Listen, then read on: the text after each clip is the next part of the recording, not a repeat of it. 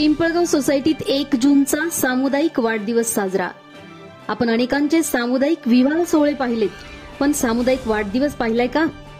1 जून ही शासकीय जन्मतारीख अनेकांची असते। याचे औचित्य साधून पिंपळगाव सोसायटी आणि भास्कर नाना बनकर प्रतिष्ठान यांच्या संयुक्त विद्यमाने पिंपळगाव शहरातील शेकडो वयोवृद्ध आणि तरुण या सर्वांचा एकत्र सामुदायिक वाढदिवस पिंपळगाव बसवंत विविध कार्यकारी सोसायटीच्या सभागृहात साजरा करण्यात आला। यावेळी मान्यवरांच्या हस्ते उपस्थित वाढदिवसाचे सत्कारार्थी यांना पुष्पगुच्छ आणि श्रीफळ देऊन शुभेच्छा देण्यात आल्या।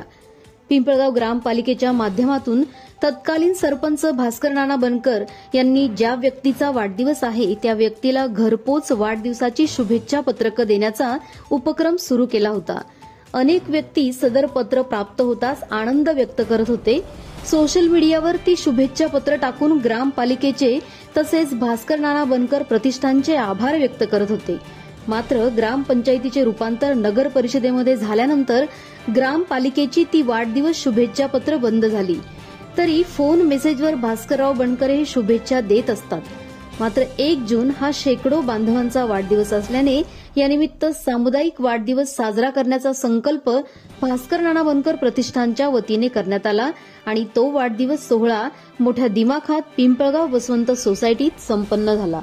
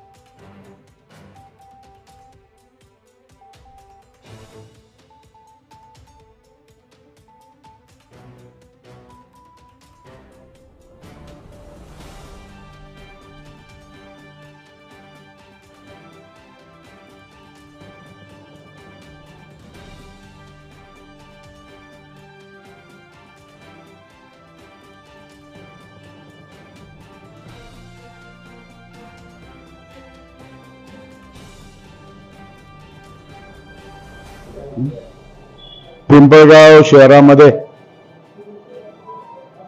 2 वर्षापासून ज्यांचे वाढदिवस होते त्या सर्वांना तत्कालीन ग्रामपालिकेच्या माध्यमातून घरपोच शुभेच्छा देण्याचं काम मी गेल्या 2 वर्षापासून सुरू केलं होतं।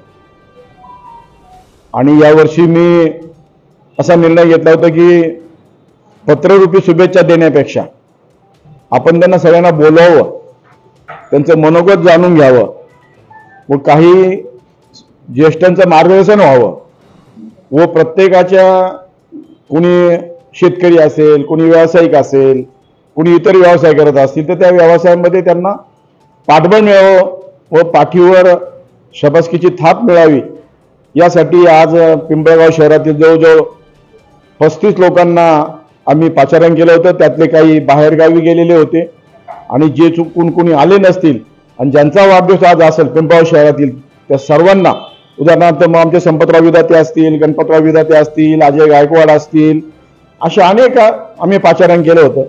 पण ते इथे नसल्यामुळे येऊ शकले नाही, म्हणून त्यांनाही या निमित्ताने मी वाढदिवसाच्या शुभेच्छा देतो। या सर्वांना चांगलं आयुष्य लाभो व चांगलं आरोग्य लाभो ही आई तुळजाभवानी चरणी मी प्रार्थना करतो।